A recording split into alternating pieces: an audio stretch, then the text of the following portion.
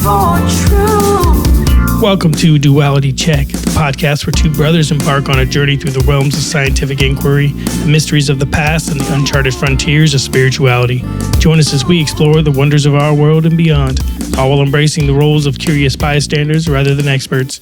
Together, we'll unravel the tapestry of existence, blending the dichotomies of knowledge and wonder. Get ready to question, ponder, and delve into the dualities that shape our understanding of reality on Duality Check. I'm Drew. And I'm Dean, and welcome to episode number 68. All right. So, had a little technical hiccups this week. Yeah, with the website, but everything is good now. If you listen to the podcast on the podcast feed, it would have come out a few days late, and part of that was because it was released late, and then part of that was because we had some issues with the website, which are fixed now. Which we blame everything on the website, so it's, we'll just...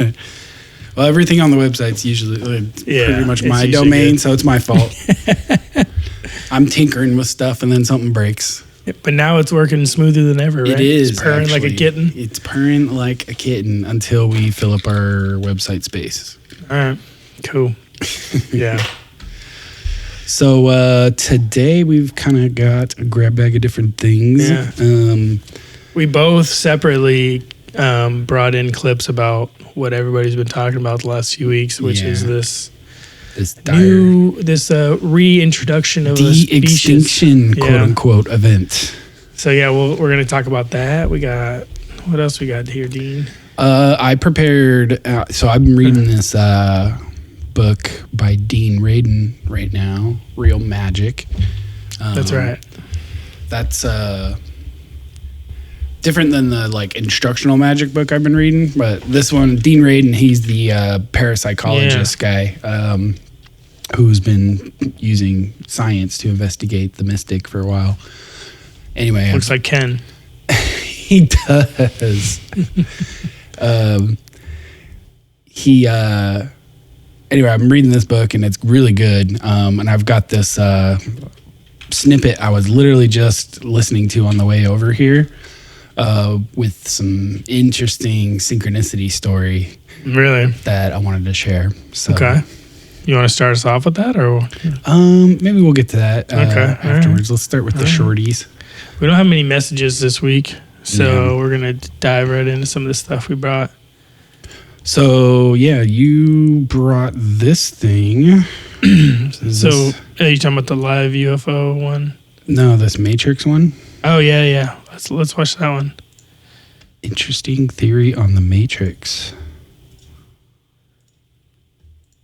I don't believe there was an original war between men and machines. Okay. Humans basically reprogrammed these machines that we had fully under control to be our caretakers. The Matrix is just this internet that we've already designed that we are now just getting plugged into to just live a life and have a simulation while the machines are rebuilding our world. There was a small group of humans that said, no, I don't want to live inside that world, so they broke away. So they start waging war against the Matrix and against the machines. Yeah. So the machines fight back as they're programmed to do to stop them from unplugging and killing humans. And the agents are created, placed in the Matrix to monitor people, to fight back against Morpheus's terrorist cell. There's a theory out there that Morpheus is actually bad. His ship is called the Nebuchadnezzar. Right. This was the name of the king of Babylon. Of course, the opposite of that being Zion. Yeah. Morpheus is also the name of the Greek god of dreams. His evil job is keeping people convinced they're made to escape, feeding them misinformation, controlling their dreams. Zion is the Matrix.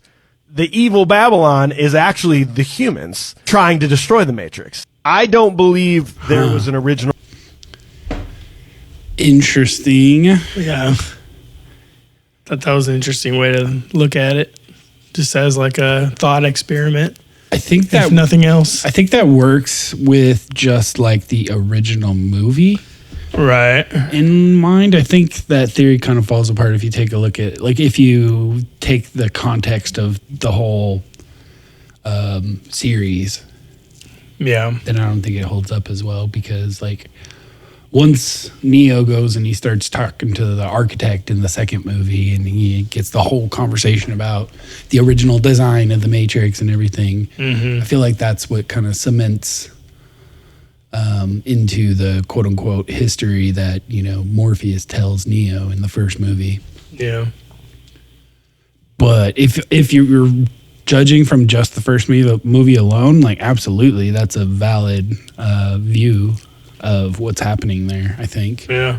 It's an interesting way to look at it. Mm-hmm. But yeah, I guess it would be only really in the context of the first one. I haven't watched those in a while. I need to watch those again. I know. We used to be so obsessed with the yeah. Man, I love those back when they were all coming out, and then there was the games, and there was the Animatrix, and yeah, it was pretty sick.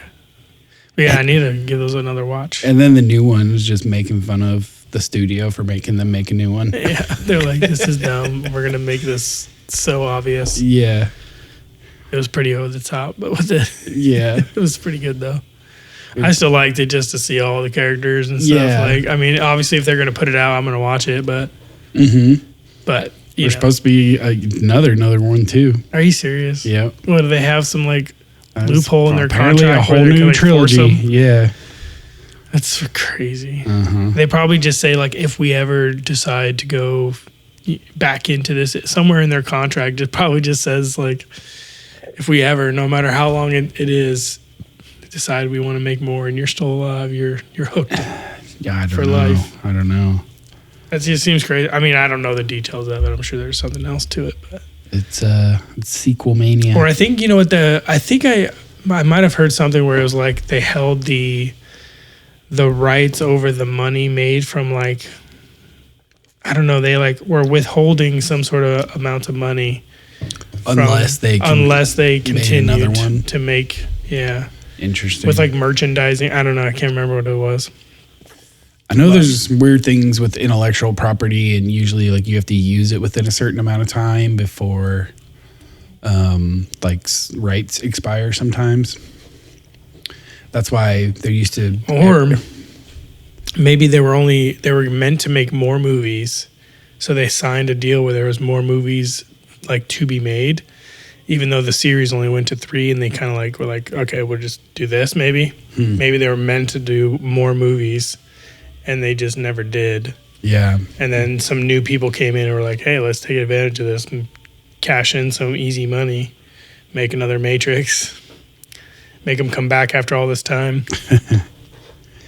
All right, so what's this one? This is a live live abduction? Yeah. Supposedly, I've seen this. Yeah. I saw this a few times. Like I think I ignored it a couple times because it was kind of slow right to get, so I just kind of like was scrolling through and I saw it. But then, one of the 7 or 8 times it probably popped up in my feed, I clicked on it finally. All right, let's check this out.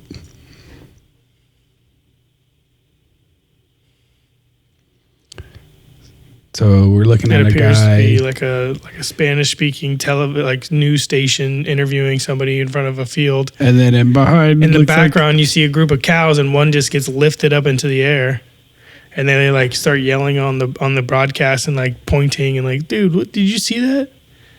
And they're pointing to a cow that just like got sucked up into the air. Supposedly, I don't know, but I thought it was interesting because it just kept coming up in my feed. Yeah, that's interesting. I wonder the providence on this, and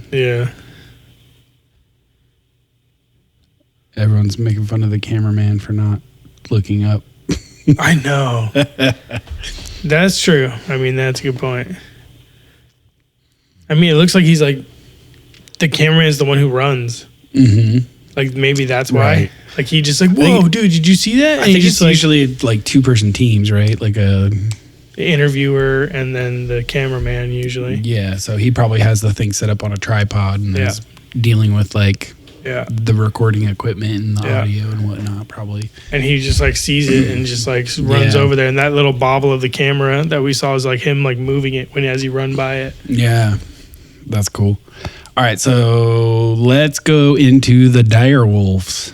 Yes. So I figure we'll share the video from the company who did this, which is Colossal Biosciences. So this is a video they released. Have you seen this? I haven't actually watched this one, no. Okay, so the video is titled "The First Direwolf Howl in Over 10,000 Years." Over 10,000 years ago, a howl was lost to time.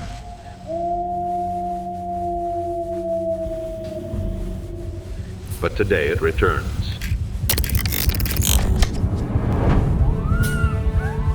Meet Remus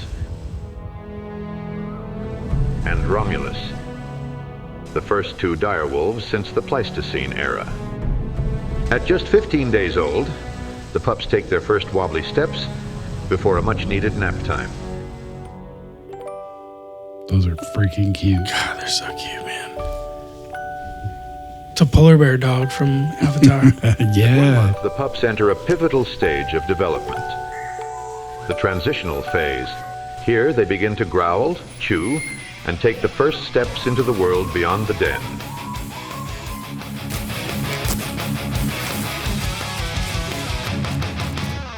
But growing up is no small task, and these little ones have certainly earned their rest.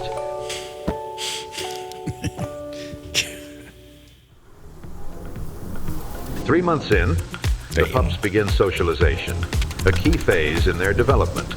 Already look like a full-grown German Shepherd. While play sharpens their instincts and strengthens their bonds.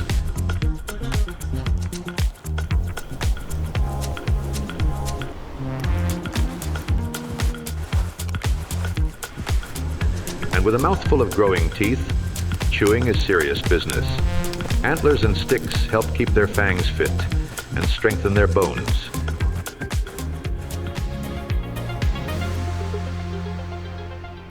God dang. So cute. At 5 months, a new instinct awakens.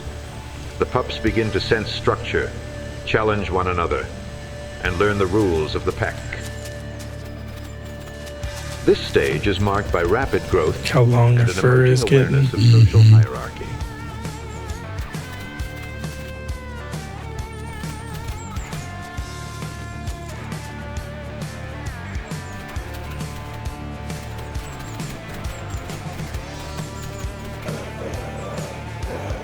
Tussles, tackles, and toothy grins.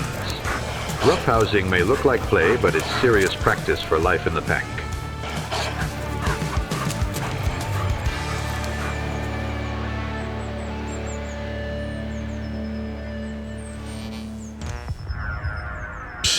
What a picture. Straight out of 8500 There's BC. more. Meet Khaleesi, the first female direwolf brought back from extinction. She may be small now, but she's destined to stand as an equal among her brothers, a fierce force in the making. Their journey is only beginning. Update. Subscribe now to witness the rise of the direwolves, step by primal step. Colossal. I'm hooked.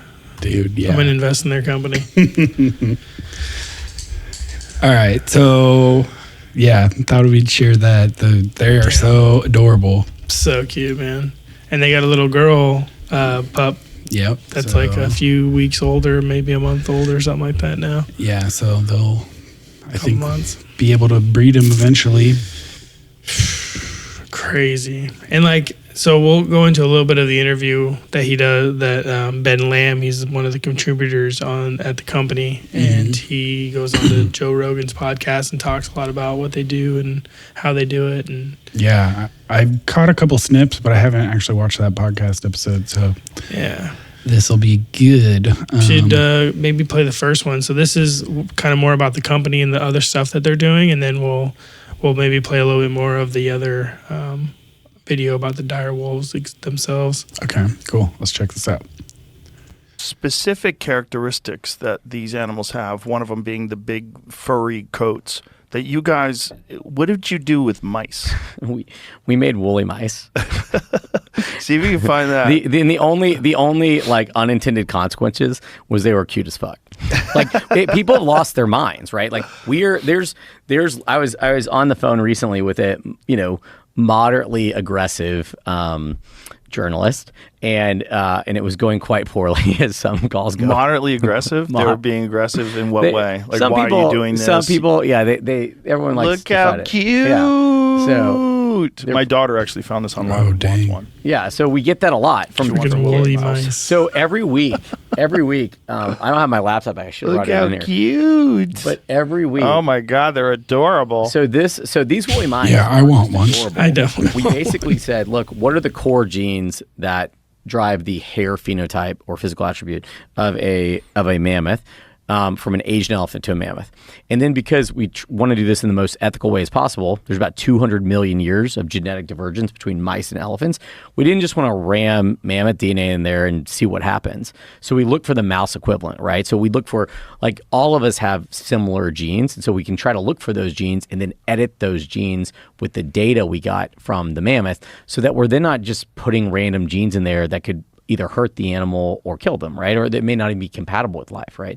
So we try to be really, really thoughtful about it. And the woolly mice went like, it went insane. There's people that are like making T-shirts. There's a meme coin, and so we made 36 mice. They're all healthy. There's 36 mice that we made. And what was crazy about it is we're excited about it because it shows that the end-to-end process of taking data from an ancient DNA, comparing it to a living animal, making those changes, doing it with 100% efficiency, and that's really important and really hard. So we did it with 100% efficiency. Yeah, that's the difference. Well, so the one mouse, of them, if it was in a trap, you'd be so sad. yeah. Like exactly. the little guy on the left, if he was in a trap, I'd be like, oh, look what we killed. Isn't that funny? Just a little bit of fur. Yeah. Makes you love them. And that's the color that we think most mammoths were.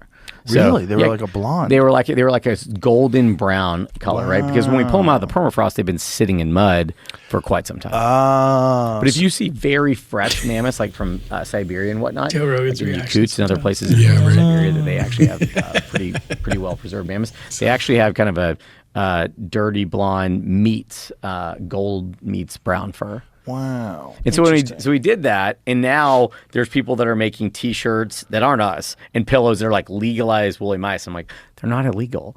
And then there's a meme account for the guy that did the CRISPR babies, that went in trouble for making edited babies in China. Yeah. A meme account. Oh wow. So that's mammoth fur. Yeah, Wow. a meme account though actually said on X that these are a bioweapon, and that Colossal's made a bioweapon. So the weirdness of the woolly mouse went crazy viral. What we were trying to show is that we used our multiplex editing tools, meaning that we edited all of those genes at the same time. Most people edit one gene, let that mouse live.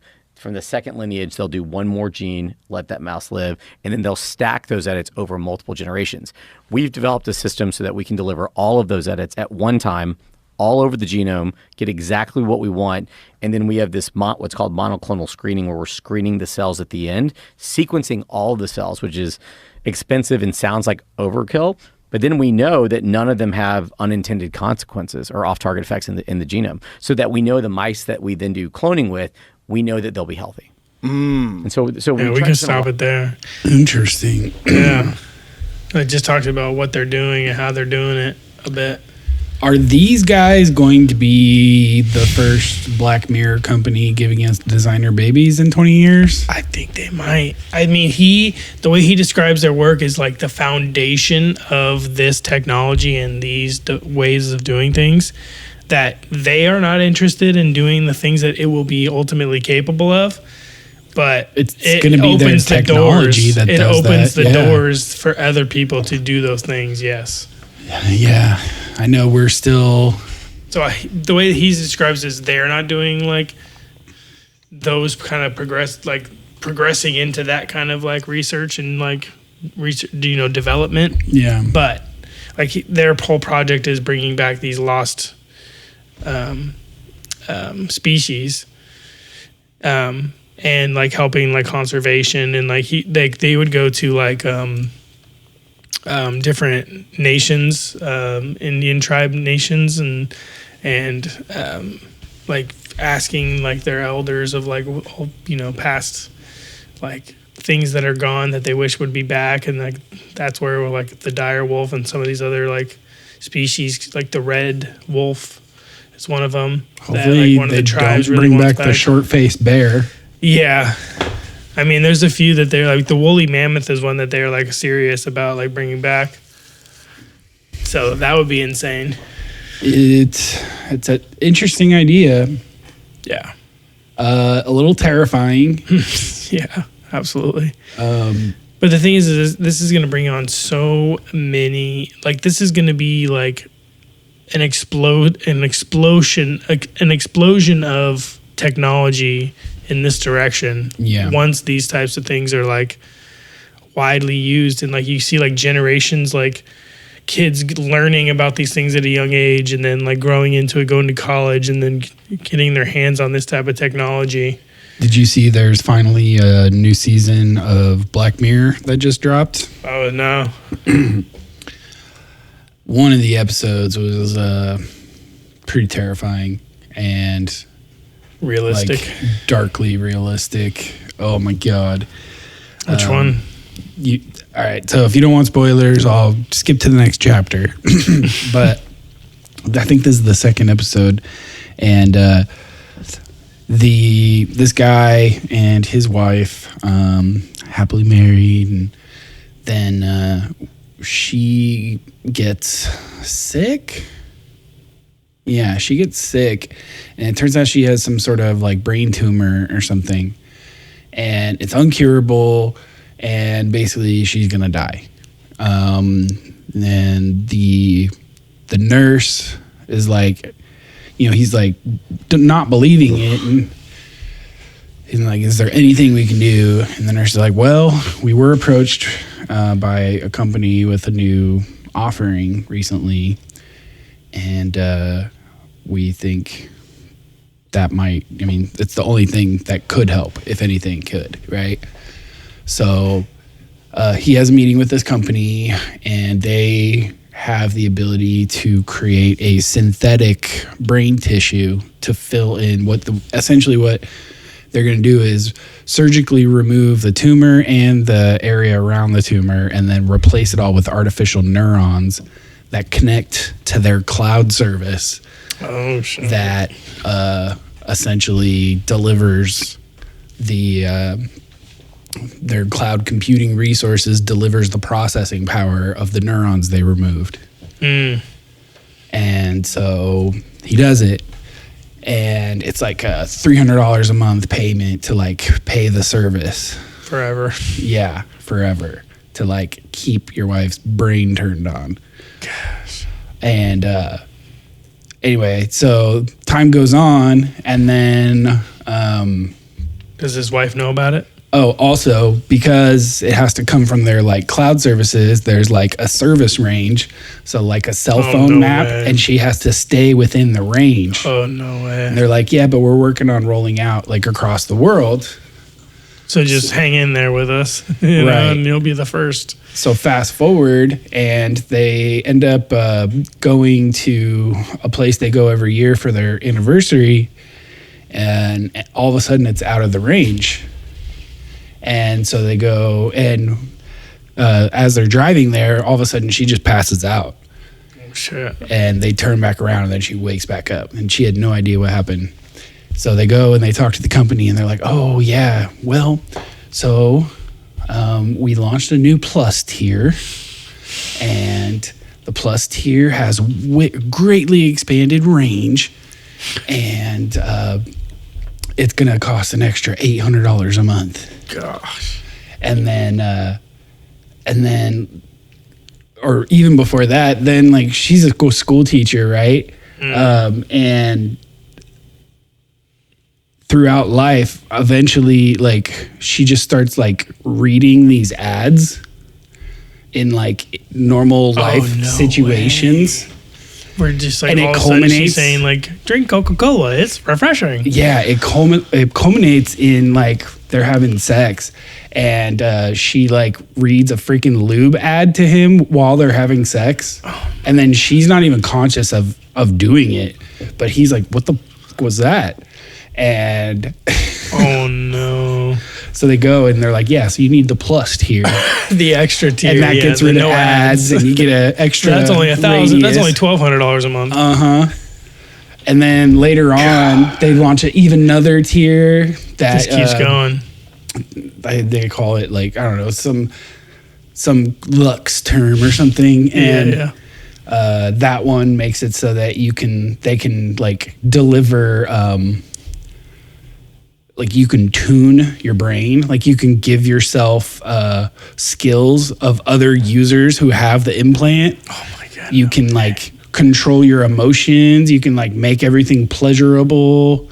Wow. And of course they can't afford that, but like, cause they're broke from like paying for this service. Yeah. But he can like, he ends up like buying these like little like 24-hour passes of the Lux service. So like when they go on vacation, he can like give Cash it her in. and she can like turn up her experience and stuff. Wow. Dude, the whole thing is That's crazy. crazy. I mean, that's like a dystopian, obviously, future, but at the same time, it's like weirdly plausible, like you're saying. Like it's weirdly like something that you could see with like the subscription model that everything is moving to. So all services are like on subscription models, and you can like month to month like decide. I mean, it breeds competition as long as there's Right. as long as there is competition. in the real world, there's, you know, laws and there's competition and Yeah. that I feel like I don't think you could turn someone into an advertisement against their will. I mean, a few amendments away. Yeah. A few amendments to the old Constitution, and you might be in business. That was pretty crazy though. Yeah. Black Mirror is always just wild. Yeah. All right, should we check out the next one? Yeah, what time have we got? Maybe we take a break, or you want to? Yeah, we got 3 minutes here. You want to take a break now? Yeah, we'll come back and we'll finish off on the dire wolves before we switch gears. Cool.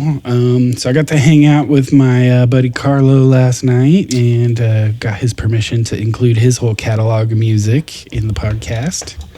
So I will be bringing his music in. And so this is the first song. This is from his album called Reborn. And this is the first song on the album. It's called It's All Love by M.Born. Reborn. Yeah. Shout out to my little bro, Brian. You growing up, it's all love. I said what?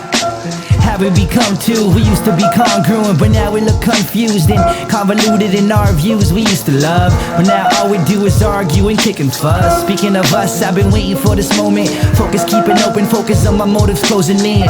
Floating on a dream like an ocean breeze. When I'm flowing over a beach, you can hear me growing. Free, stay cool in the middle of the heat. In the middle of Middle East, I've been a beast since Little League. 16, I was literally mean, I mean lyrically fiend. Cream with a crap, ain't no stopping us. A breath of fresh air in the thick of the metropolis. They say the apocalypse is here, but I don't follow it, cause this is just the beginning. Yeah, now try to swallow it. The Walking Dead, watch The Walking Dead and they follow it. Blind in their consciousness is kinda sick. Yeah, cannabis burning in the sun. My life always started on the one when the drum hits. I let the sun kiss my face as I embrace life. Used to have stage fright, chop beats on the late night and work early. Bird gets the worming, kinda make an earning. Merging through traffic, trying not to panic. Panning left and right through these mannequins just so I can make rent. Trying to find my way in. I'm here to make a statement. This life's limitless. Savage my innocence, trying to make sense of it. Chase dividends. Pardon me, this is the part of me. This is the art in me. Part of my honesty. It's all heart and artery. It's all love. Yeah. It's all love. What? It's all love. Yeah, it's all love. Love. I'm not trying to preach it. Funny how we always lose the ones that try to teach it. Yeah, now that's the secret. It's all love. Yeah.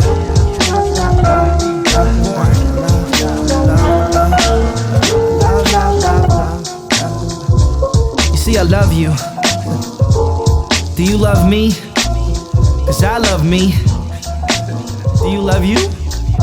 'Cause I love you. It's all love. I do love you, Carlo, and I love me. Yeah. Welcome back. Yeah, welcome back. That's a good one. Yeah, that's a good one. All right, so why don't we keep on with these dire wolves, eh? Yeah, let's see what he has to say about these. The Joe Rogan Experience. We thought if we could do something that could bring back the dire wolf, also help wolf conservation and bring people from like sci-fi, fantasy, and kids more into science and into the conversation around conservation, we thought it was a cool idea, but we had no idea if we could pull it off. Is there dead dire wolves that were trapped in permafrost, or is No, most of the dire wolf skulls out there. There's thousands of them in La Brea tar pit. So if you go there, they have this beautiful wall, but because of heat and acidification, there isn't anything that's protected. Like there's nothing you can get from that.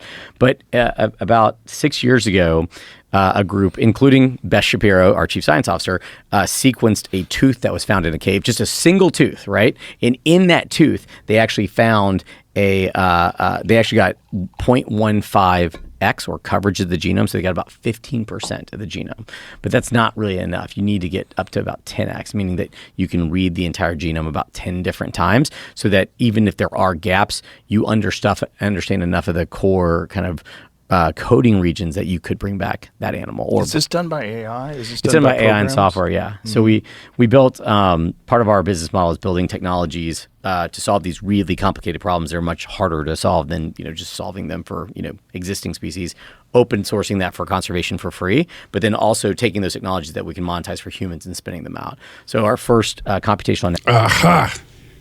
They are rolling out the technology to make designer babies. Well, it's free for conservation, but you have to pay for it for humans. Yeah.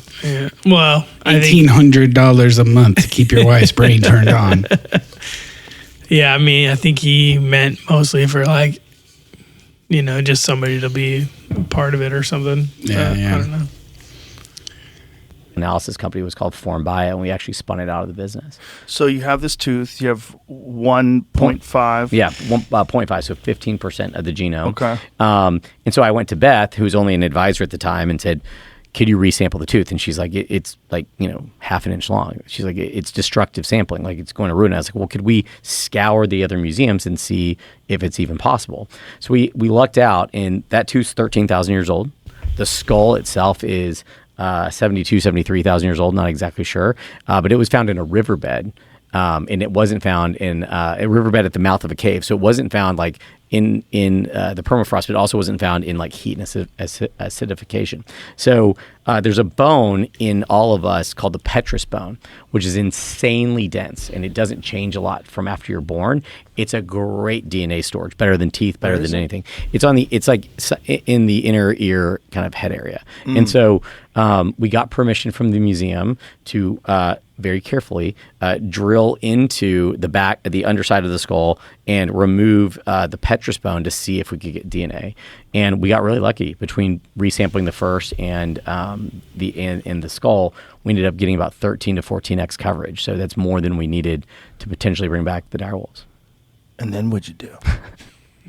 Well, and then we got a knock on the door and it was CI.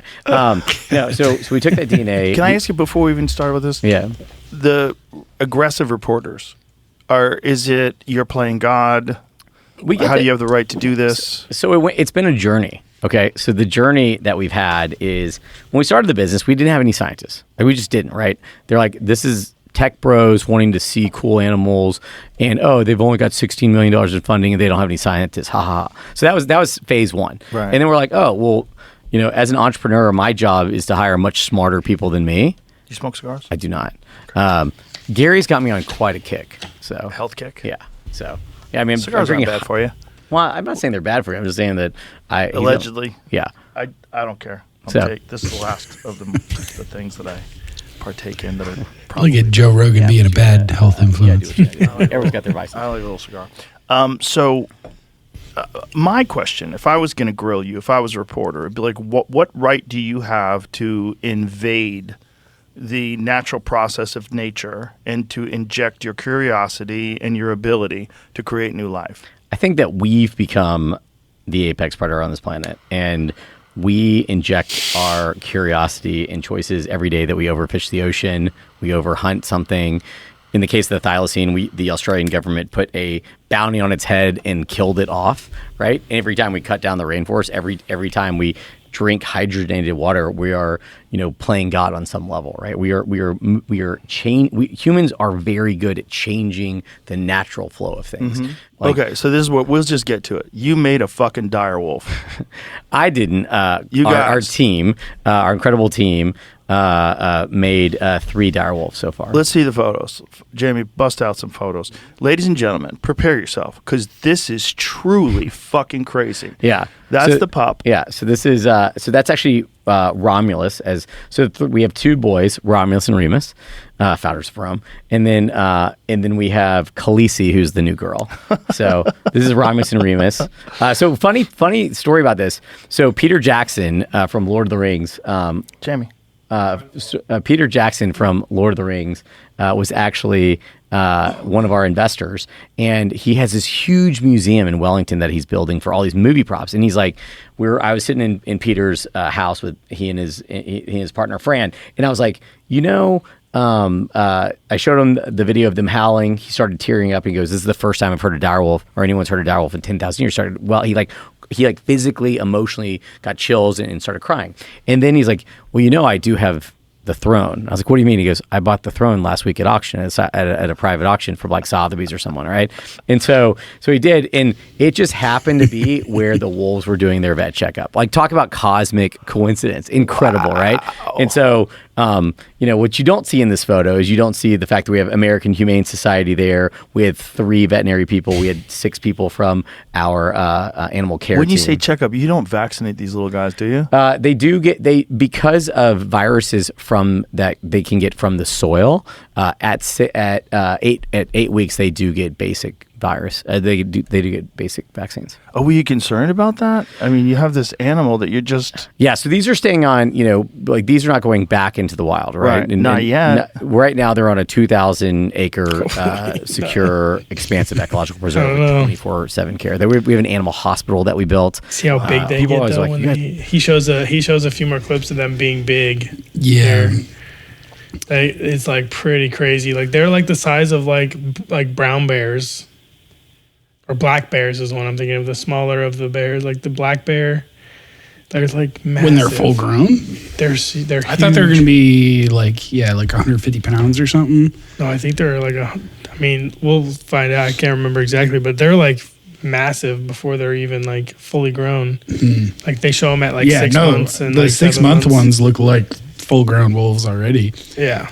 So I've watched a bunch of videos on this, and I've seen a bunch of people in the science community push back on these claims that they've de-extincted the dire wolf. Sure. They're like, it's not the exact same. They're like, this isn't a dire wolf. This is a gray wolf with genes from the dire wolf added into it. So technically what they did here is they created a new species based on the dire wolf, but it's not really a dire wolf. Yeah, it's not the full genetic sequencing of a dire wolf, yeah. Yeah, which... it's true.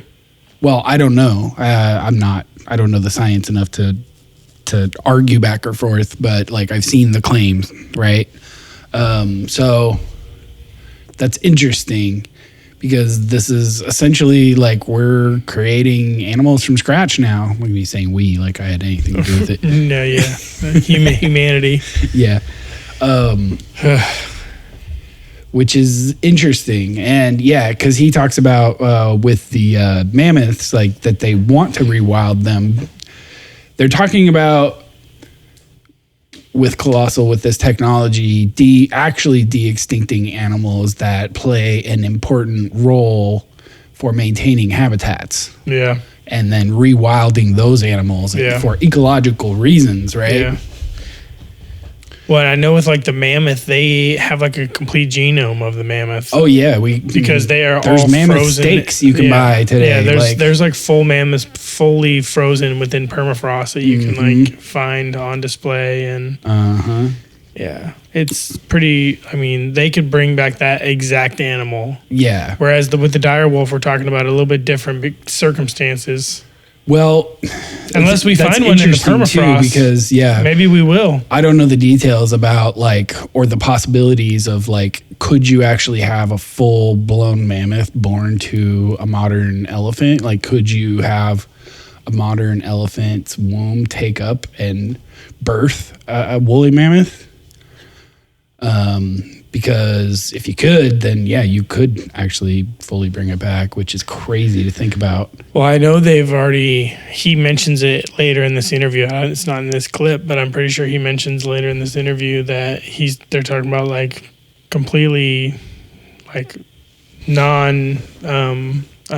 within an animal, like gestation of a. Yeah, they were talking about like doing stuff. artificial wombs and stuff. Yeah. Which is super interesting and also terrifying that we're there right now. Mm-hmm. With AI coming out the way it is, oh my too. God. And we just talked about the Matrix. These are all the things that. Dude, yeah. Freaking artificial wombs. Yeah. Manned by AI. Yeah, we're at the Matrix. Dude. Yeah, we're pretty damn close to having experienced something similar to. Yeah, I'm very interested to see if they can de-extinct a mammoth. Like, I'll be very interested to see what we learn. Because, I've done, there's been a bunch of reading, I think probably through like Graham Hancock and what's his name? Charles Hapgood, the guy who did the Path of the Pole book about the Earth crust displacement theory. Yeah. One of his arguments in that book for crustal displacement is the mammoths, because the ones that we find like frozen in the permafrost, they're flash frozen. Like they still have greens in their mouth and in their digestive tracts. Some of them, like you hear Randall Carlson will talk about, like you'll see like their legs are just like sheared off, like some big force just hit them. Yeah, and they were just like snapped away instantaneously. And somehow flash frozen, like to where the steaks are still edible, which means they had to have been frozen really, really, really fast. Really quick. And then also I've heard like when they analyzed the flora that was in their mouths and in their digestive tracts, these are like temperate species, not Arctic species. Yes, they were not used to the cold. And then I've also heard the analysis that yes, they are these like furry elephant-like creatures, right? And you would think, oh, the fur is to help them survive in the Arctic conditions, right? But typically Arctic species, it's not just that you have fur, it's that you have this particular type of fur that has these oil glands that coats the fur in oil, which is what actually keeps you like waterproof. Keeps you waterproof windproof. And protects you from, because if you have fur without the oil, then when you get wet, you're actually soaking, you're colder. Right. You get colder rather than it providing a layer of protection. Mm-hmm. That makes sense. Yeah. So they're finding, based on what they were eating at the temperatures and like all these things, like they're able to like figure out the type of region they lived in and like so the I've conditions. I've heard the claims that they were not actually Arctic species, even though we find them in the permafrost. Where the Arctic is, right. But that permafrost may have came about in some kind of freak incident where the temperature is absolutely like flipped, like maybe like a magnetic pole shift. I don't know that a magnetic pole shift would do it, because the Earth would still be where it is. Unless it was half. Like that's why Charles Hapgood used it for his Earth crust displacement theory, which is different than a pole shift, right? Like a pole shift is just like your compass is going to point in a different direction, right? But everything else physically is the same. I guess I would mean a pole shift, maybe not like, a magnetic pole shift. Yeah, like the actual crust of the Earth shifting. Shifting. Yeah, that's what I mean. And that's what Charles Hapgood's theory is. That is essentially the core of the Earth stopped, and the crust of the Earth, like that, the crust can slide across the core like like as if you had like an orange and the orange peel on the outside wasn't connected to the inside. Right. Yeah. And so there may be conditions that cause or shifts leave, or maybe, the core, like for whatever impact, reason, or maybe there was some other like cosmic condition where the core, being its solid iron, was affected by something which stopped it in its spin for even a momentary, like even just a moment, just one single moment of stoppage or slowing to a point where it's basically stoppage, would create that effect of the crust moving around the edge, or at least it can create the conditions where it's possible. Or you could think of like a glancing blow from like an asteroid, could like shift things imparting some kinetic energy. Yeah. Or have you seen that effect? There's like a video. I'll see if I can find it and link it. There's a video of these like of astronauts on the space station, like unbolting like a T-bolt, and they kind of like a turning, like an Allen wrench or but it's got like a T on it so that your fingers can grab. Right. It's like a video of them unscrewing one of those on the space station, and they just flick it and it goes unscrews, and then it comes off and it's like spinning, and then it flips, and then it flips, and then it flips. The centrifugal force like creates this effect where it flips and mirrors, and then it does it again as it spins. Yeah, I think there's a really cool Veritasium video that like goes into the physics of that. Yeah. But anyway, it could be that something like over time, like think of in an ice age when these ice caps grow heavy on land at the poles of the planet, can cause the planet to maybe get imbalanced in such a way that at a certain point that same physics kicks in and there's a flip that happens. Or even a 90 degrees flip, like doesn't have to be like full on flip either. Yeah, well, 90 would be pretty crazy dramatic, and I don't know that we have evidence for that. We do have evidence for like a few degrees. Well, like of shifting. Places in Antarctica that had forests. Yeah. Places in the north that had, temperate climates. There's evidence of different, essentially, North Poles, and not just magnetic, but possibly geographic North Poles, centers of the cold on the Earth. Okay. Anyway, would be super interesting for them to bring back Mammoth to see like what we actually learn about them, and if any of those types of theories and conjectures that I've read about are accurate. It'd be funny if they're like, okay, let's go release them in the North Pole, and then they just die. Yeah. Well, and that's the other argument I heard is like maybe they're around cold weather, but it wasn't like snowy, like frigid cold weather. Sure. Maybe they were on the edge, like if they're in like Montana. So that maybe they can make it through a winter, but like at least in the summer and spring, there's like plenty of food for them to eat. And they're not too hot either. Like there's no right. Because like you don't have to be an Arctic animal to be like okay in like temperate climates. Like maybe like 80% of their year is temperate, and then the rest is like a little bit cold. Yeah. Should we take a break? Let's take a quick break. All right, we got some crying kiddos, so enjoy this next song. This is Stevie Nader, and the song is called Virtuous.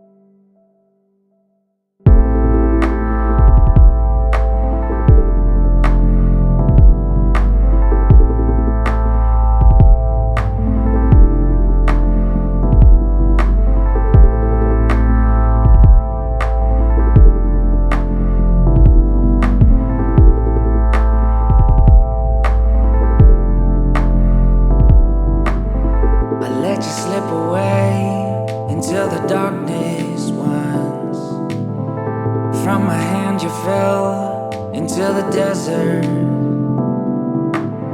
You're pushing me away like this is what you want.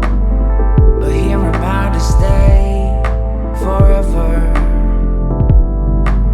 I came for you.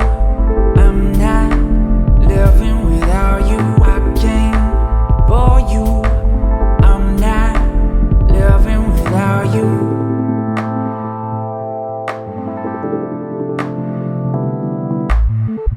You are mine to save. You're everything I've got. So take my hand, we'll take this world together. You're calling out my name like this is what you want. So here we are to stay forever. I came for you. I'm not living without you. I came for you. I'm not living without you. I came for you. I'm not living without you. I came for you. I'm not living without you.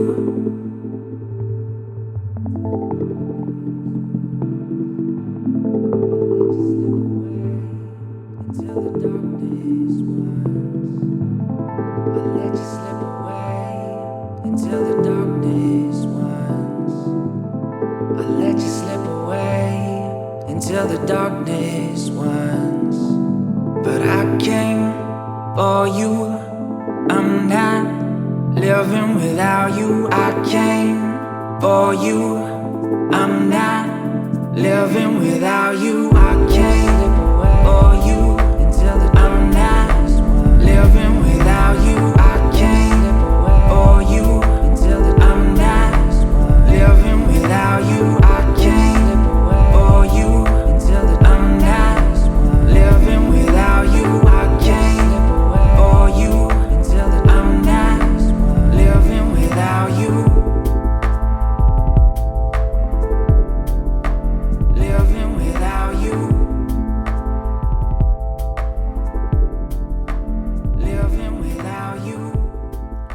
How can our principles become dead unless the impressions in your mind which correspond to them are extinguished? But is it in your power continuously to fan these thoughts into a flame? I can have an opinion about anything which I ought to have. If I can, why am I disturbed? These things which are external to my mind have no relation to all of my mind. Let this be the state of your effects, and you stand erect. Let this be the state of your effects, and you stand erect. To recover your life is in your power. Look at things again as you used to look at them, for in this consists the recovery of your life. Book 7, page 101. What do you think he's talking about there? He's talking about...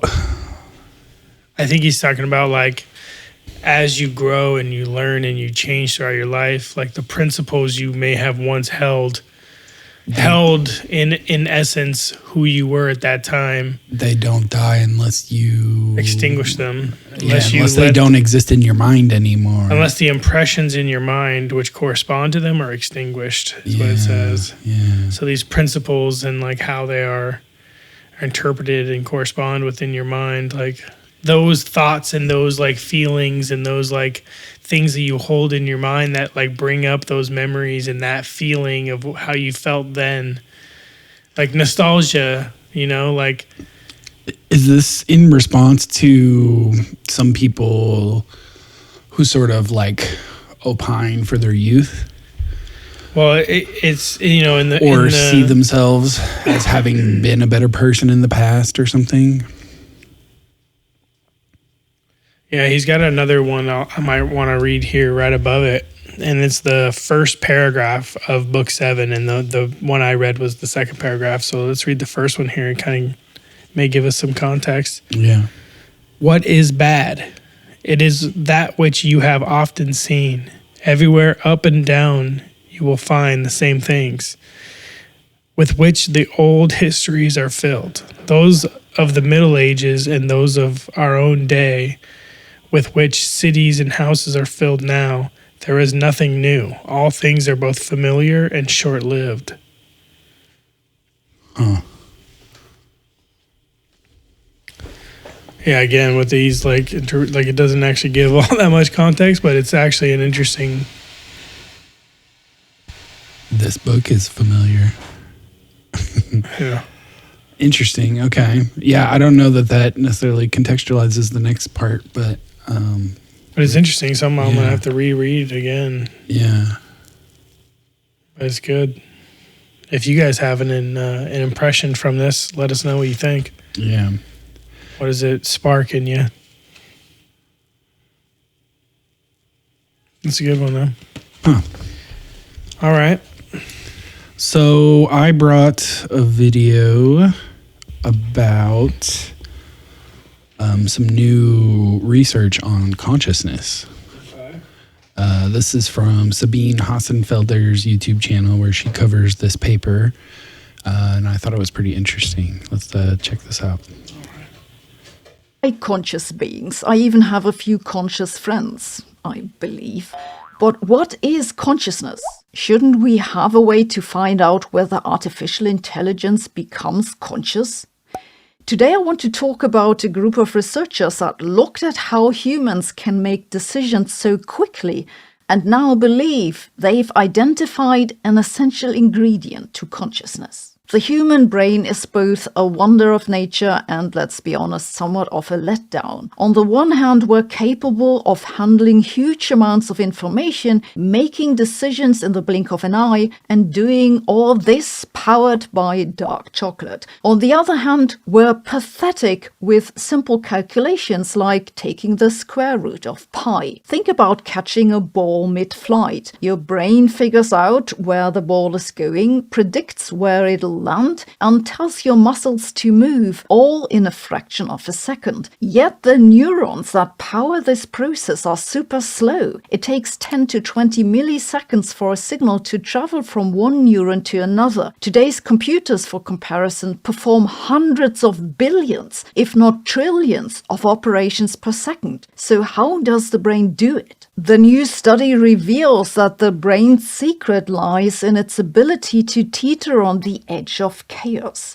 And not only this, they say that the mathematics of quantum physics is a surprisingly good description for consciousness. The edge of chaos is the range in which a system switches from orderly behavior to a chaotic one. This transition regime is somewhat less poetically called the critical range, and it's where interesting things happen. The critical range is where emergent features develop and where complexity arises. Take immigration policies. If immigration is generally forbidden, we have perfect order, but a very rigid system with little complexity. If everyone could immigrate wherever they wanted, we'd have complete chaos. But in between the two, where some immigration is possible, but not all, we get cultural and educational relations. We get complexity. This is the world that we live in. We seek a balance between order and chaos. This is what criticality means, and here is the important bit: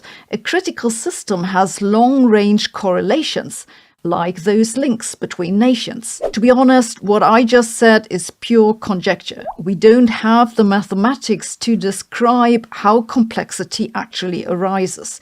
But this criticality is an idea borrowed from physics, where we do have a rigorous definition for it. One of the most amazing examples is a Bose-Einstein condensation, in which the long-range correlations create a quantum state for the entire condensate. But we've also seen critical behavior, for example, in stock markets, as they descend from an orderly to a chaotic regime. To come back to the brain, it's also a complex system. So if the idea of the edge of chaos is correct, then the human brain must also linger in the critical range between order and chaos. It can probably switch from the one to the other and use the long-range correlations that come with the transition. In the new paper now, the authors say that this criticality is why the human brain can make surprisingly fast and accurate decisions, even though the individual computational operations are so slow. The long-range connections of critical systems let different parts of the brain talk to each other. It's not just fast,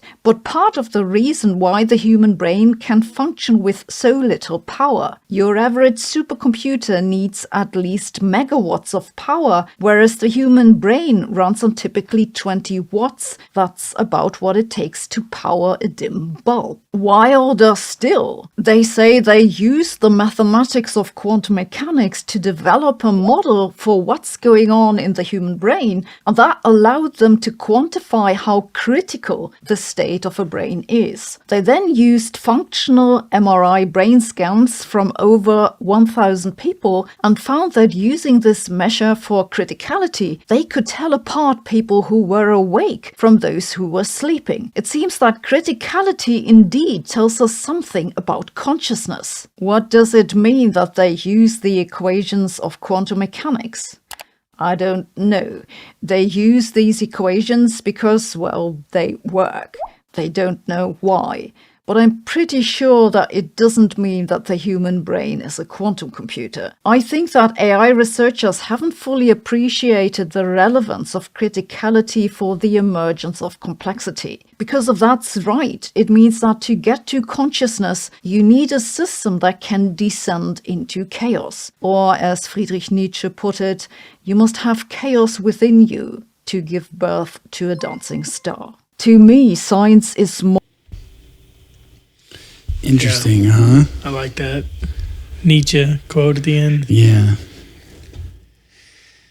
So it appears as though our brain teeters on the edge of order and chaos and uses that Can grapple with both in order for the brain to work. To work the way it does. The way it works, right. Super interesting, huh? Yeah.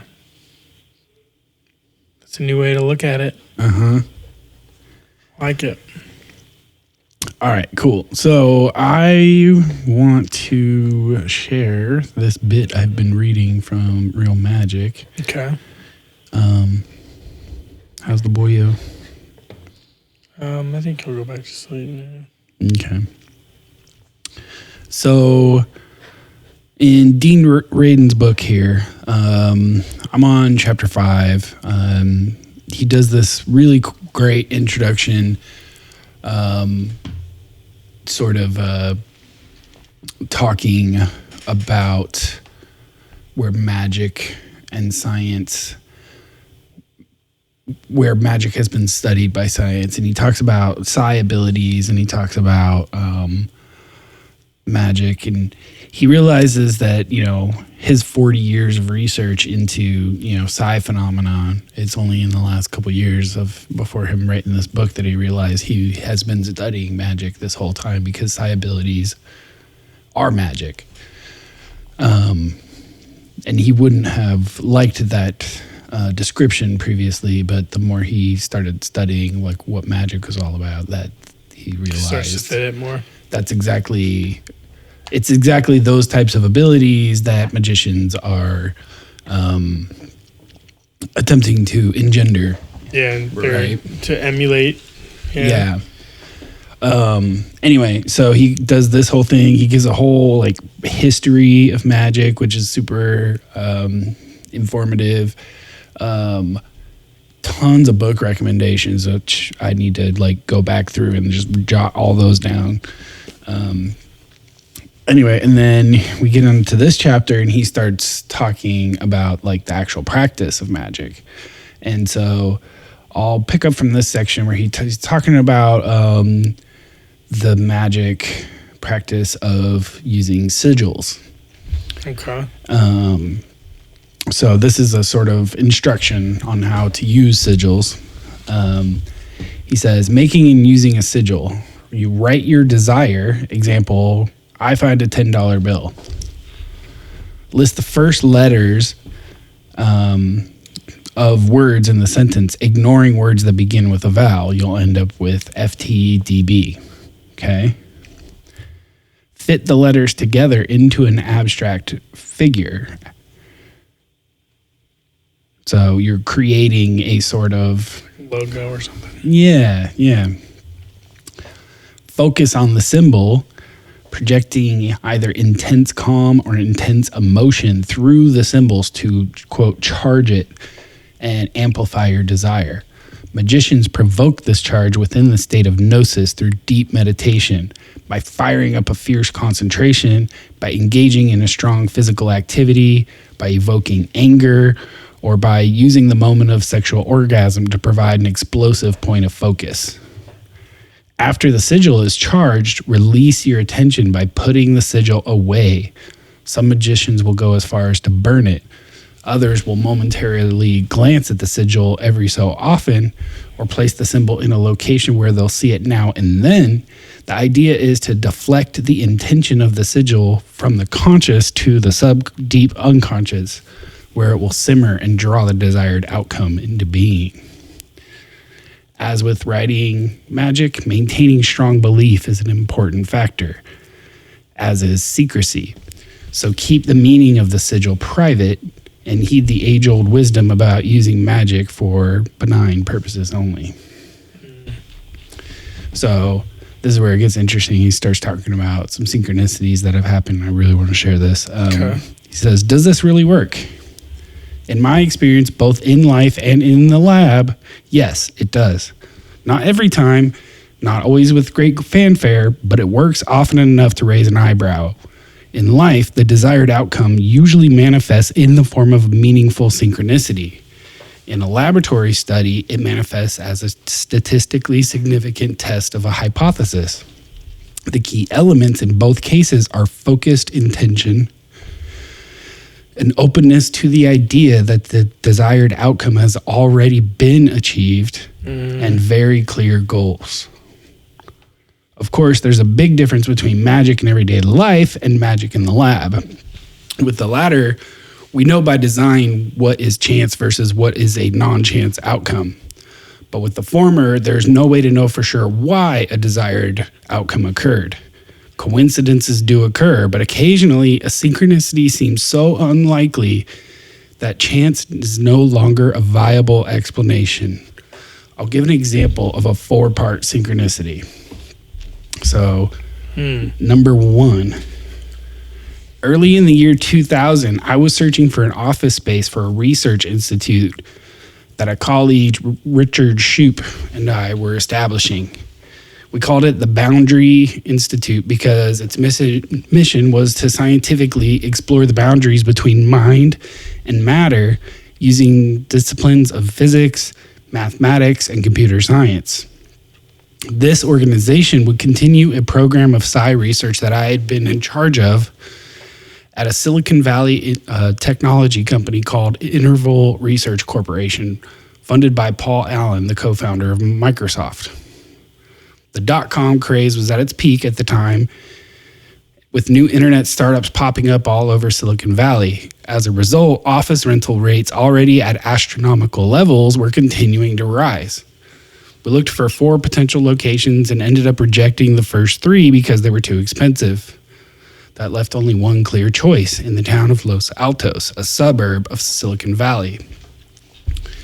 It was a nice space with 4 offices, a common area, and a conference room. It was located in a complex that housed accountants, therapists, real estate agents, dentists, and so on. The plan was that I would move in first and get things set up. After moving furniture into a room that would become my office, I became curious about our neighbors. I found a directory sign listing in the office suites. Most were ordinary businesses, but one was named SciQuest, Inc. I took this as a delightful coincidence because our new institute was also a sort of SciQuest, namely psi research and the parapsychological kind.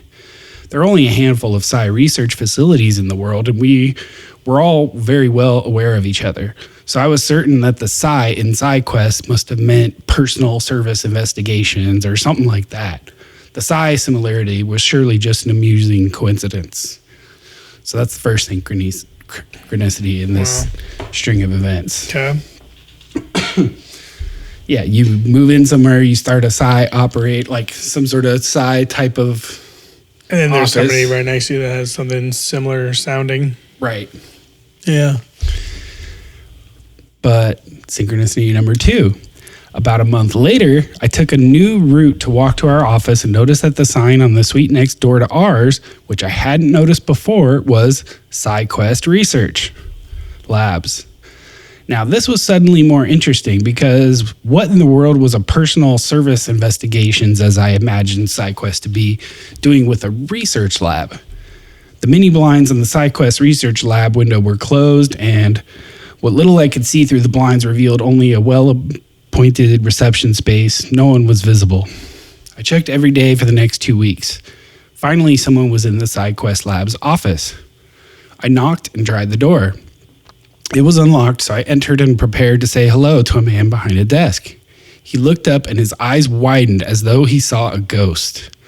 I thought maybe he was startled, so I extended my hand and said, "Hello, I wanted to introduce myself. I'm your neighbor next door. My name is..." But before I could finish, he managed to croak, "Dean Radin?" I hesitated. "Yes," I replied cautiously, wondering how he knew who I was, and if he was feeling okay. He said nothing. He just continued to stare at me. After an uncomfortable pause, I said, "I'm your neighbor next door. I wanted to introduce myself and see what kind of work you do here."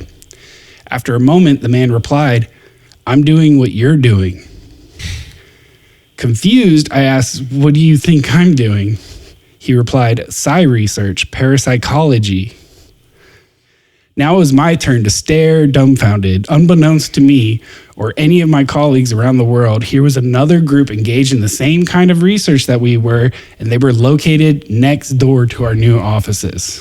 Wow. That's pretty crazy. That is crazy. But it gets crazier. Check this out. Synchronicity number 3. It turned out that the president of PsyQuest, John Kay, not only was thoroughly familiar with psi research, but was specifically engaged in a magical practice to manifest me. John was using the Tibetan dream yoga technique, which involves alternating 3-hour periods of sleeping and waking over the course of 24 hours. During the waking periods, he was intensely wishing for a sign that his business was on the right track. And one of those signs would be for me to show up somehow so I could join his board of directors. But he had no idea where I was or how to contact me. Hardly anyone at the time knew that I was living in Silicon Valley, and even fewer knew where our new institute was located. That's why when I opened the door to John's lab that day, he was speechless. He couldn't tell if he was awake or dreaming. From his perspective, my appearance on his doorstep was literally an act of magic based on his clear, repeated affirmations. When he was finally able to tell me what was going on, I too felt seriously disoriented. We both had to sit down. That's crazy. Wow. So he has a regiment that he does where he's like doing periods of sleeping and waking over the course of 24 hours. So he spends a whole day like in and out of sleep trying to like get his body into a certain thing, and then he's like using focused, very focused, like chanting basically to like get himself like focused on the outcome he's looking for. And then the sleeping is probably to help put that into the subconscious and get that involved, right? Yeah. All right, so synchronicity number 4. That's freaking crazy though, right? The month before all this unfolded, I was focused on visualizing what our new offices and laboratory space would look like. I was drawing sketches of my ideal lab configuration on the whiteboard in my office and imagining a certain kind of reclining leather chair, a shielded room, and other types of equipment that would be useful to have in the lab. I knew all this would be expensive and our budget was limited, so I figured we wouldn't be able to afford it in the short term, but that didn't stop me from visualizing what I wanted. Returning to the story, After recovering from the shock of our meeting, John invited me to tour the rest of his facility. As we moved from one room to the next, I could hardly believe my eyes. John had the reclining leather chair, the shielded chamber, and the other pieces of laboratory equipment I had been actively imagining. And all of it was located on the other side of the wall from my desk, no more than 6 feet from where I had been sketching out what our lab would look like. I literally drew what I wanted into being. Wow. That's a crazy chain of synchronicities. Dang. It's like the two of them attracted each other. It was like a mutual attraction. Yeah. He was attracting his perfect office space in perfect ideal conditions with like support and all these things, and like the other guy was attracting him. Was attracting him because he was an inspiration for him to start what he did. Mm-hmm. Crazy. And then here's just a little comment on it after he says, after discussing that series of synchronicities with the other members of our institute, we agreed that this couldn't have been a case of dumb luck. It's as though sustained intention on the part of John and myself had acted as a sort of force that drew SciQuest and the Boundary Institute together, analogous to gravity drawing a moon and a planet together. In Einstein's general relativistic concept of gravity, the planet doesn't reach out with gravity beams to pull on the moon. Rather, the fabric of space-time is distorted in the planet's mass, or by the planet's mass, and the warped geometry naturally guides the moon and the planet to drift towards each other. Later, I'll describe an experiment we did, perhaps, that more formally explored this idea. With this analogy in mind, we thought that perhaps intention also warps or distorts aspects of reality, events that might otherwise be completely separate and never meet naturally drawn, incorporating both meanings of the verb to draw together by the resulting warp in space-time, like magic. Sounds like magic. Sounds like pure magic. That's crazy, dude. Man, imagine that with our like telepathic abilities and like having magic and being able to like intentionally like, and everybody's doing it. Mm-hmm. Or a large group of people are, at least. Yeah. Very cool. Super interesting. Very cool. Yeah, it's a good book. I'm very much enjoying it. I want to read it after you're done. Yeah, I'm just doing the audiobook on Audible. Oh, okay. Yeah, I'll still wait because I don't want to screw up your timing. Right. Sick. Cool. What else do we have today? I got a couple interesting studies or articles. So let's check out this one. This is from UC Berkeley Engineering. Brain to voice neuroprosthesis restores naturalistic speech. Wow. For people who can't speak? Yeah. Based on brain injuries? Yeah. AI-based model streams intelligible speech from the brain in real time. Marking a breakthrough in the field of brain-computer interfaces, a team of researchers at UC Berkeley and UC San Francisco has unlocked a way to restore naturalistic speech for people with severe paralysis. This work solves long-standing challenge of latency and speech in speech neuroprosthesis, the time lag between when a subject attempts to speak and when the sound is produced. Using recent advances in artificial intelligence-based modeling, the researchers developed a streaming method that synthesizes brain signals into audible speech in near real time. Nice. As reported today in Nature Neuroscience, this technology represents a critical step toward enabling communication for people who have lost the ability to speak. The study is supported by the National Institute on Deafness and Other Communication Disorders and the National Institutes of Health. Here's the quote. Our streaming approach brings the same rapid speech decoding capacity of devices like Alexa and Siri to neuroprosthesis, says Goapala Anumanchipali. Robert E. and Beverly A. Brooks, Assistant Professor of Electrical Engineering and Computer Sciences at the UC Berkeley and co-principal investigator of the study. Jesus, people, calm down with your titles. That was a handful. Using a similar type of algorithm, we found that we could decode neural data and for the first time enable near synchronous voice streaming. The result is more naturalistic, fluent speech synthesis.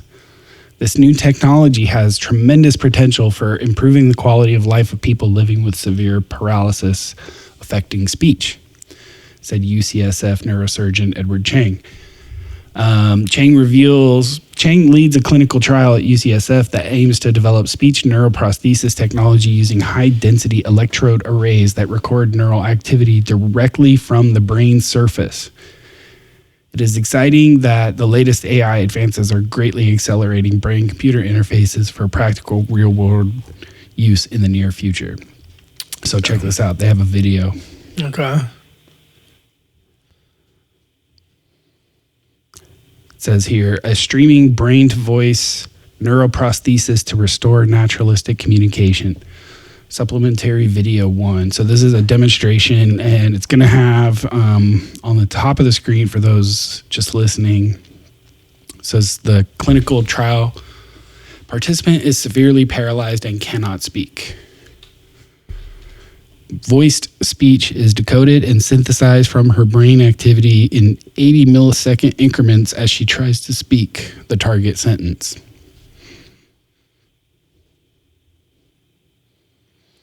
Synchronized text is decoded from her brain activity in parallel with the voice speech synthesis. So here's the participant. You see the interface there, and then the monitor here is going to show the target sentence. You love me there and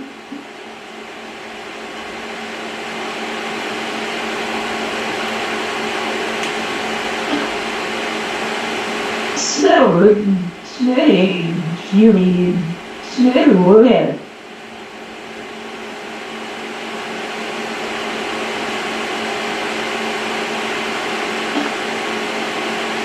Where change you that lives. Dude. Whoa. So, yeah. We can now implant into the brain, and the implant can detect the brain attempting to speak, and then an AI can process those signals and actually output speech that the brain is intending to do, even though the person is paralyzed and their body can't do that. Whoa. Whoa. It seems like, I mean, what does that do? I mean, obviously it's pretty incredible, but it's like a weird discovery. Like, yeah, there is like physical stuff happening there still.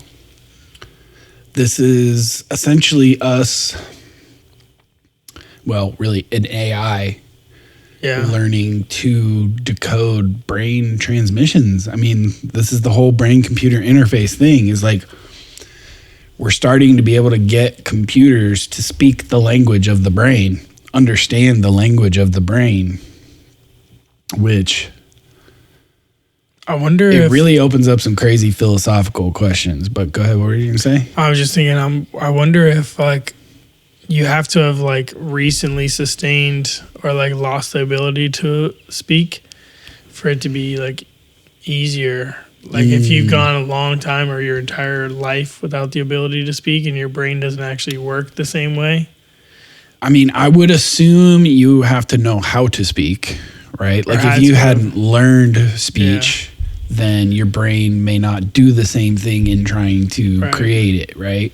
Right. That's what I mean. Like, so I'm wondering if it's like really only valuable for people who like have spoken before and like have some sort of degenerative or like injury, like trauma. Right. So in this case, they're talking about paralysis patients, right? Right. Who so maybe have such severe forms of paralysis that they can't even speak anymore.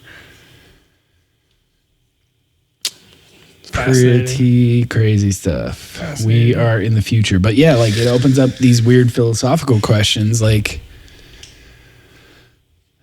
the whole whole debate about like the consciousness and where does it reside? Like, is it generated by the brain, or, I mean, this at least,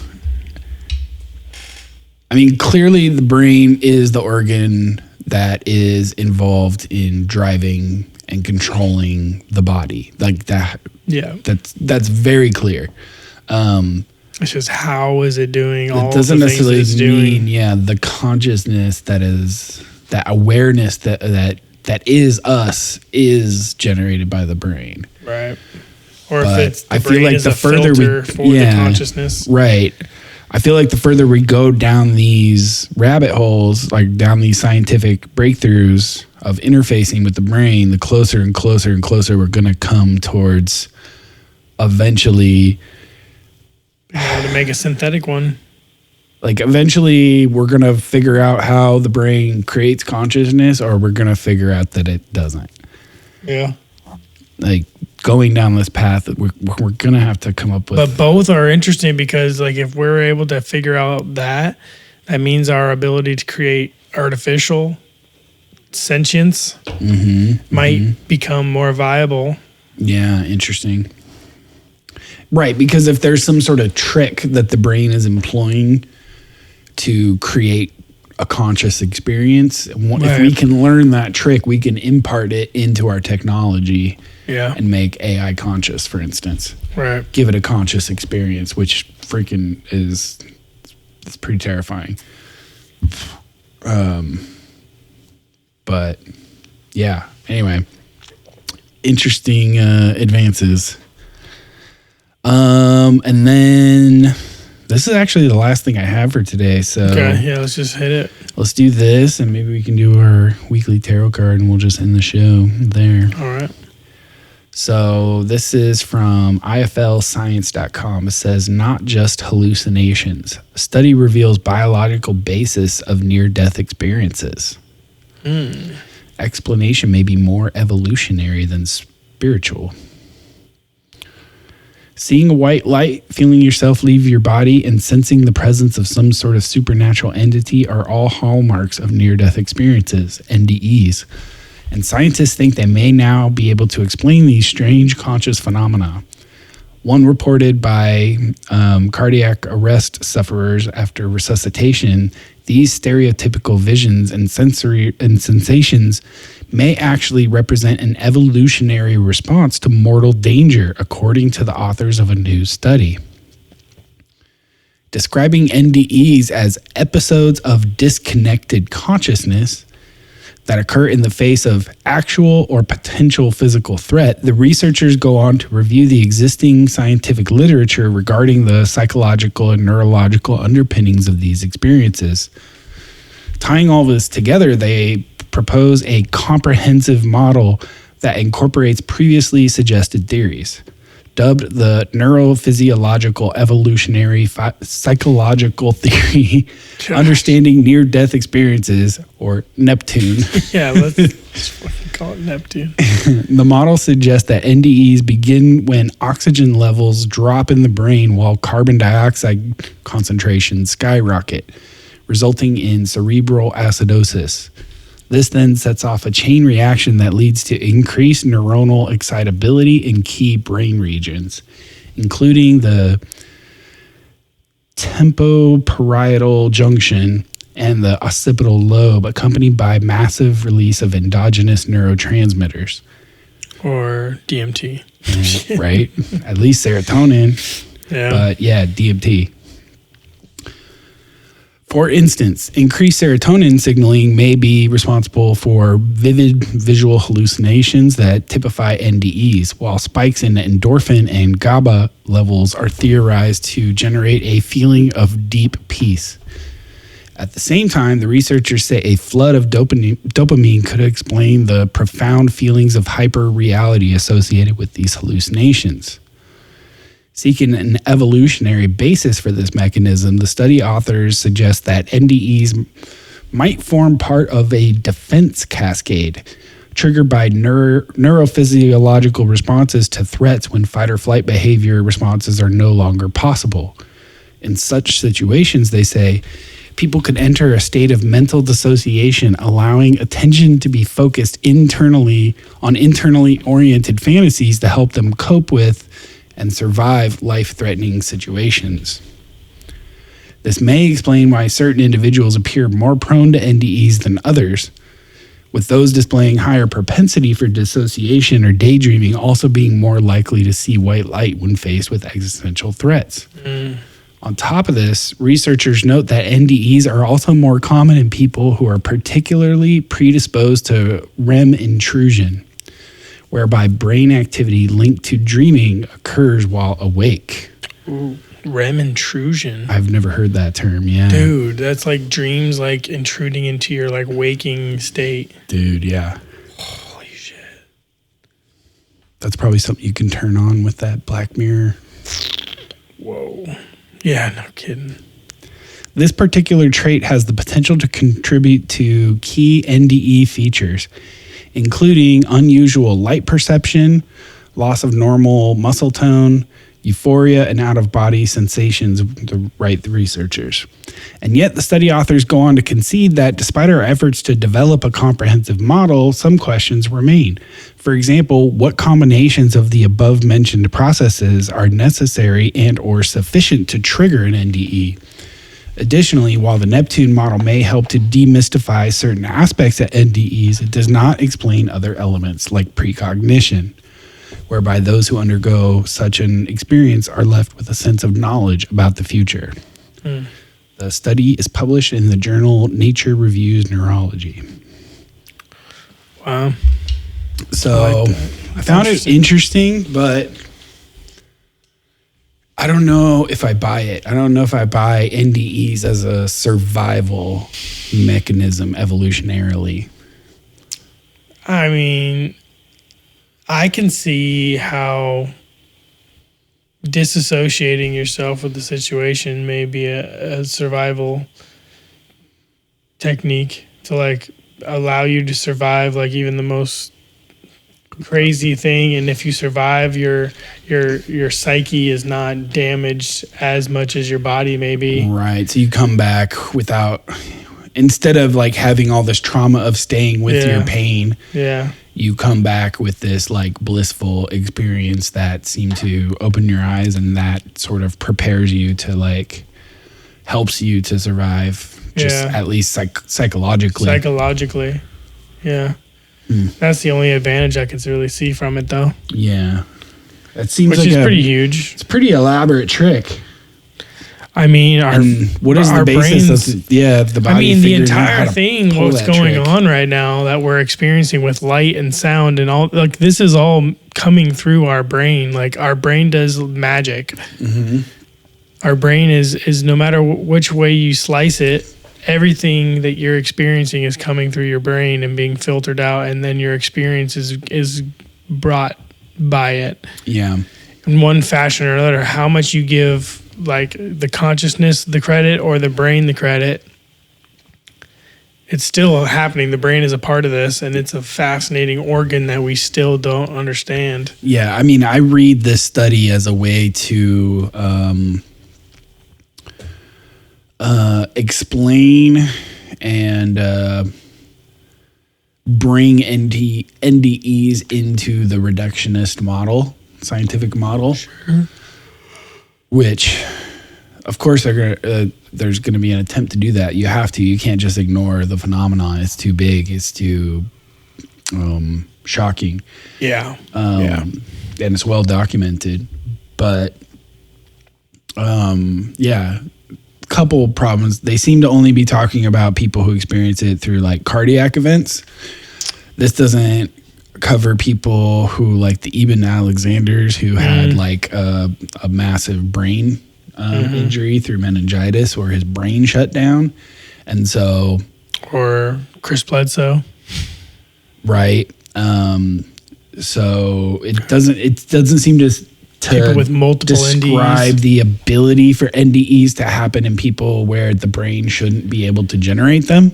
Or like how like there is seemingly like a variance in the types of things brought back from an NDE experience. Right, and that's like the level that's the of thing it. they admitted too, right? Like the clairvoyance type, like, you know, people who come back with like visions of the future and stuff. And especially if those things come to pass, like if you come back with like some sort of knowledge that you didn't have, and that knowledge like proves out, like how can you explain that with just a sort of survival instinct of the brain if you're trying to build it into a reductionist materialist model of the universe? So good point. I mean, like Chris Bledsoe, like his whole thing is like his experiences kind of stemmed from all these NDEs, and like where he felt like when he finally, as an adult, encountered these beings, he had met them before during each of his NDE experiences, and they were like, you know us, we've done, you know, we've been here. And he's like, oh yeah, like he just like almost immediately felt comfortable with like that experience, and kind of came back with like some predictions for the future. So we'll see how those play out. Right. Interesting stuff. Anyway, yeah, thought it was a cool article. Why don't we just check out a tarot card for this week, and then we'll leave it at that. Let's do it. All right, here we go. Set the similar intention I usually set, which is to a card that can help guide us throughout the week for us and you guys, the listeners. And we again got a swords card, and this time it's the 4 of Swords. Okay. So I found a website, tarot.com, that has... Yeah, I've been using that one too.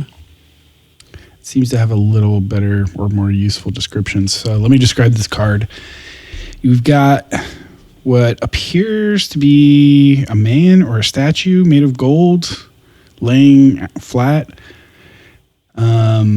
There are 3 swords on the wall, and one is that like on below the casket. But it's like a casket. Yeah, is this like a dead man who's been like it's like a covered stone in bronze, figure, or is it like a statue? It seems like a sarcophagus or like some sort of like that could be. And like it's like a stone statue of a person with his arms at like 90-degree angles pointed up. There's a stained glass window in the background, which leads one to believe that this is inside of a church. Yeah. The man is laying, and his hands are in like a praying gesture. And look at the symbol below the sword in the casket. That's the staff and the serpent. Where? In the bottom right of the image, below the sword. You talking about this little thing down here? Yeah, it looks like a staff and a serpent. Yeah. What's the caduceus? The caduceus, yeah. Huh. What does the 4 of Swords mean? A 4 of Swords, a 4 in this suit sends a message to take some time out, surrendering worldly concerns and retreating to a sheltered place of serenity, away from the hustle and bustle. The oldest tarot card images suggest a visit to the tombs of our ancestors, a place to contemplate your mortality and breathe in the dust of those who brought you here. A vision quest or a pilgrimage to one's own center allows us to contemplate our roots, values, and goals. Here you will see your place in the flow of time and unfolding generations. This says on this website that I'm on, the tarotguide.com, the 4 of Swords, when used as guidance on money or careers, it says, in a career tarot reading, the 4 of Swords indicates that you are really feeling the pressure of work. Stress and worries are overwhelming you and leading to mental overload. The Minor Arcana card indicates that you are finding it hard to cope and need some rest and relaxation so you can regroup and get yourself back on track. All right, so why don't we take that as advice for the coming week? And our homework assignment is to take some time to yourself to reflect, to be alone with your thoughts. Because we got spring and rebirth and the renewing of the earth. Yeah, I dig it. All right, y'all. Thanks for listening. If you guys are listening on any of the podcast platforms and you want to see some of the images and see some of the video, check us out on YouTube or Rumble.